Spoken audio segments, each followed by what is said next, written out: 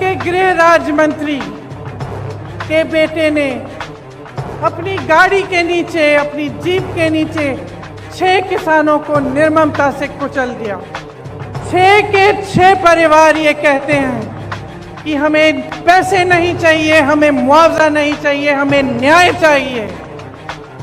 लेकिन हमें न्याय दिलवाने वाला इस सरकार में हमें नहीं दिख रहा है। आपने कभी ऐसा देखा है कि एक आदमी 6 किसानों को कुचल दे, 6 लोगों की हत्या कर दे और उसको पुलिस निमंत्रण दे रही है कि आइए हमसे बात करिए। जो प्रधानमंत्री लखनऊ आ सकते थे प्रदर्शन को देखने के लिए, उत्तर प्रदेश के प्रदर्शन को देखने के लिए, वो 2 घंटे की दूरी पर लखीमपुर खेरी नहीं जा सकते थे उन किसानों के हाथ पकड़ने के लिए, उनके आंसू पोंछने के लिए। दुनिया के कोने कोने तक हमारे प्रधानमंत्री घूम सकते हैं, अमेरिका जा सकते हैं, जापान जा सकते हैं, देश देश में भ्रमण कर सकते हैं, लेकिन अपने किसानों से बात करने के लिए अपने घर से मात्र 10 किलोमीटर दूर दिल्ली के बॉर्डर तक नहीं जा सकते। हमें जेल में डालिए, हमें मारिए, हमें कुछ भी कर लीजिए, हम लड़ते रहेंगे, लड़ते रहेंगे, लड़ते रहेंगे जब तक वो गृह राज्य मंत्री आपका इस्तीफा नहीं देगा। तब तक हम लड़ते रहेंगे, हम हिलेंगे नहीं, हम हटेंगे नहीं। जो आपको आंदोलनकारी कहते हैं, जो आपको आतंकवादी कहते हैं, उनको न्याय देने के लिए मजबूर करिए, कंधे से कंधा लगाइए और लड़िए, बदलिए सरकार को, परिवर्तन लाइए। या देवी सर्वभूतेषु शक्ति रूपेण संस्थिता नमस्तस्यै नमस्तस्यै नमस्तस्यै नमो नमः। सर्वमंगल मांगल्ये शिवे सर्वार्थ साधिके शरणे त्र्यंबके गौरी नारायण नमोस्तुते। मेरे साथ कहिए, जय माता दी, जय माता दी, जय माता दी। आज लखीमपुर खेरी में जो हुआ, पिछले हफ्ते से हम देख रहे हैं। इस देश के गृह राज्य मंत्री के बेटे ने अपनी गाड़ी के नीचे, अपनी जीप के नीचे 6 किसानों को निर्ममता से कुचल दिया और सब परिवार, 6 के 6 परिवार ये कहते हैं कि हमें पैसे नहीं चाहिए, हमें मुआवजा नहीं चाहिए, हमें न्याय चाहिए। लेकिन हमें न्याय दिलवाने वाला इस सरकार में हमें नहीं दिख रहा है। आपने देखा कि सरकार पूरी तरह से उस मंत्री और उस मंत्री के बेटे के बचत में लगी रही। पुलिस और प्रशासन विपक्ष के नेताओं को रोकने में लगी थी। जब मैंने रात में वहां जाने की कोशिश की, तब हर सड़क पे पुलिस थी, मुझे रोकने की कोशिश की, तमाम पुलिस के घेरे थे, नाकाबंदियां थी। जो परिवार है, पीड़ित परिवार है, उनके घरों में उन्हें नजरबंद किया गया, लेकिन अपराधी को पकड़ने के लिए एक भी पुलिस वाला नहीं निकला। अपराधी के घर में उन्होंने निमंत्रण भेजा कि आप आकर हमसे बात करिए। आपने किसी भी देश में, दुनिया के किसी भी देश में या इस देश के इतिहास में आपने कभी ऐसा देखा है कि एक आदमी 6 किसानों को कुचल दे, 6 लोगों की हत्या कर दे और उसको पुलिस निमंत्रण दे रही है कि आइए हमसे बात करिए? आपने कहीं ये देखा है? बताइए। कभी भी इस देश और इस दुनिया के इतिहास में ऐसा नहीं हुआ होगा। यहाँ के मुख्यमंत्री मंच पे बैठे हुए उस मंत्री का बचाव कर रहे हैं जिसके बेटे ने ऐसा काम किया है। जो प्रधानमंत्री लखनऊ आ सकते थे प्रदर्शन को देखने के लिए, उत्तर प्रदेश के प्रदर्शन को देखने के लिए, आजादी के प्रदर्शन को देखने के लिए,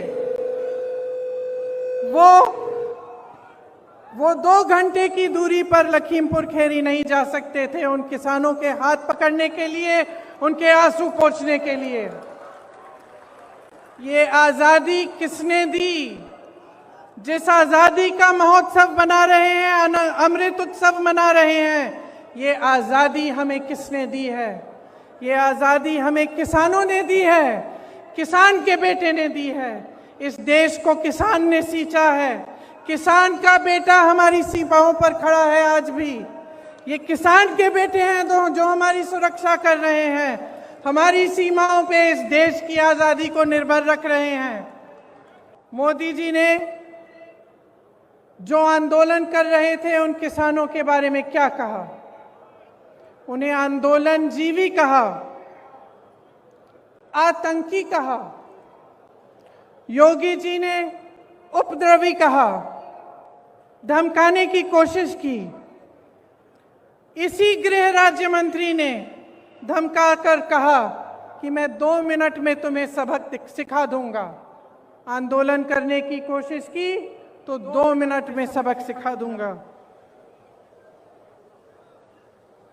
दुनिया के कोने कोने तक हमारे प्रधानमंत्री घूम सकते हैं, अमेरिका जा सकते हैं, जापान जा सकते हैं, देश देश में भ्रमण कर सकते हैं, लेकिन अपने किसानों से बात करने के लिए अपने घर से मात्र 10 किलोमीटर दूर दिल्ली के बॉर्डर तक नहीं जा सकते।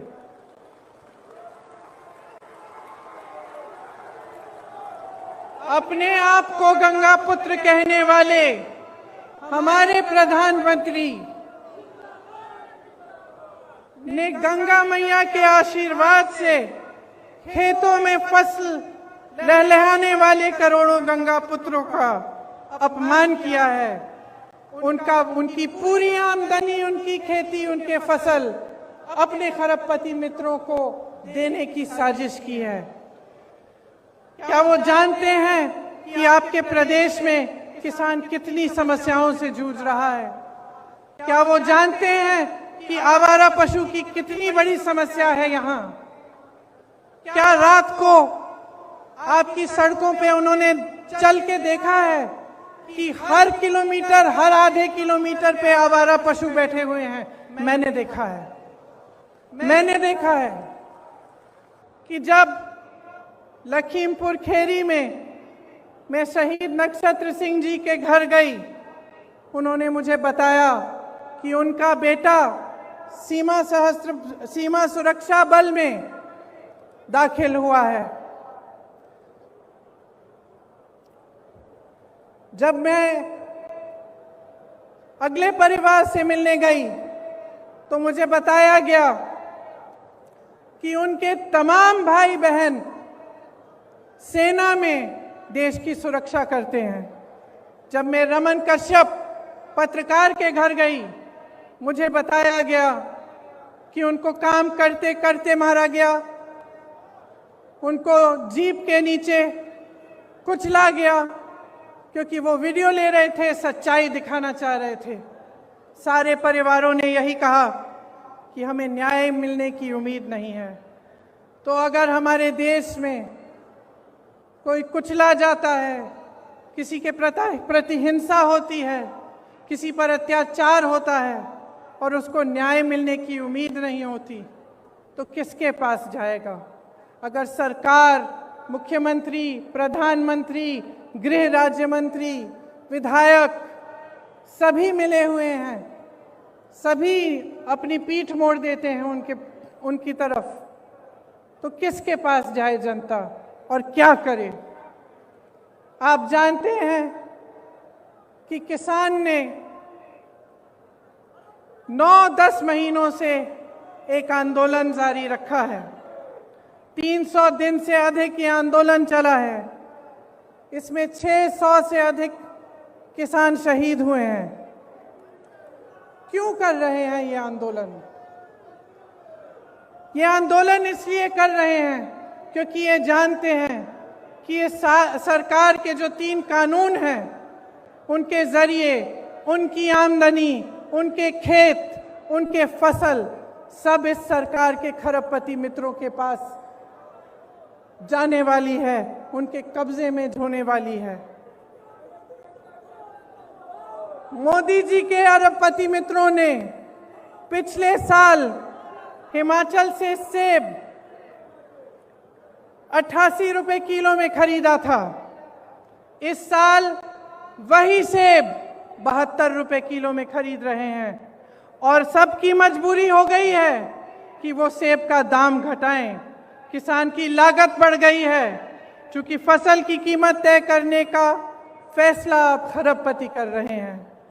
इस देश में कोई धर्म का व्यक्ति सुरक्षित नहीं है, किसी भी जाति का व्यक्ति सुरक्षित नहीं है।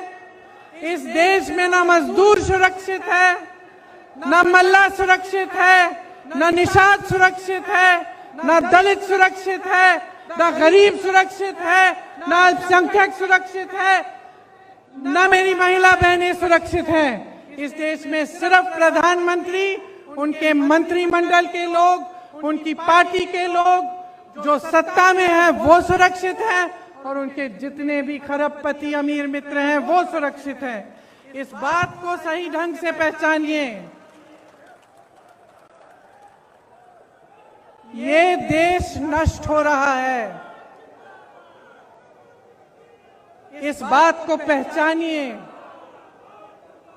जितने भी इश्तिहार बस स्टैंडों पे लग रहे हैं, बड़ी बड़ी होर्डिंग्स लग रही हैं, इनके पीछे जो सच्चाई है आप जानते हैं। जो आपको आंदोलनकारी कहते हैं, जो आपको आतंकवादी कहते हैं, उनको न्याय देने के लिए मजबूर करिए। कांग्रेस के जितने भी कार्यकर्ता यहाँ हैं, किसी से नहीं डरते हैं, किसी से नहीं डरते हैं। हमें जेल में डालिए, हमें मारिए, हमें कुछ भी कर लीजिए, हम लड़ते रहेंगे, लड़ते रहेंगे, लड़ते रहेंगे जब तक वो गृह राज्य मंत्री आपका इस्तीफा नहीं देगा। तब तक हम लड़ते रहेंगे, हम हिलेंगे नहीं, हम हटेंगे नहीं। हम कांग्रेस के कार्यकर्ता हैं। हमारी पार्टी ने इस देश की आजादी की लड़ाई लड़ी है। हमें कोई चुप नहीं कर सकता, हमें कोई रोक नहीं सकता।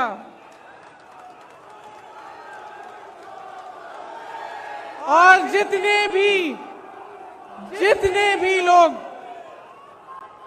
मेरी बातों को सुन रहे हैं, चाहे आप यहां मौजूद हैं, चाहे आप टीवी पे देख रहे हैं, अपने अंतर्मन में झांकिए, अपने अंतर्मन में झांकिए और अपने आप से सिर्फ एक सवाल पूछिए, सिर्फ एक सवाल पूछिए कि जब से ये सरकार आई है, इन पिछले 7 सालों में क्या आपके जीवन में तरक्की आई है कि नहीं? क्या विकास आपके द्वार पे आया है कि नहीं? जो वचन आपसे किए थे वो निभाए गए हैं कि नहीं? सिर्फ ये एक सवाल पूछ लीजिए और अपने ही मन में ईमानदारी से इस सवाल का जवाब दीजिए। और अगर इस सवाल का जवाब यही है कि आपके जीवन में तरक्की नहीं हुई, तो आ जाइए, मेरे साथ खड़े होइए, कंधे से कंधा लगाइए और लड़िए। बदलिए सरकार को, परिवर्तन लाइए, अपने प्रदेश को बदलिए। शुरू में जब मैंने यहाँ काम करना शुरू किया तो एक घटना हुई यहाँ से कुछ ही दूर सोनभद्र में। इस घटना में 13 आदिवासी खेत में काम कर रहे थे। जब पुलिस प्रशासन की सहमति से कुछ लोग उनकी जमीन लेने की कोशिश कर रहे थे, वो लोग आए, ट्रैक्टर, जीप लेके आए और उन्होंने मारपीट की, गोली चलाई और 13 आदिवासियों को शहीद किया। सोनभद्र में नरसंहार हुआ। जब मैं उनसे मिलने गई तो मेरे मन में एक बात बहुत स्पष्ट मुझे लगी।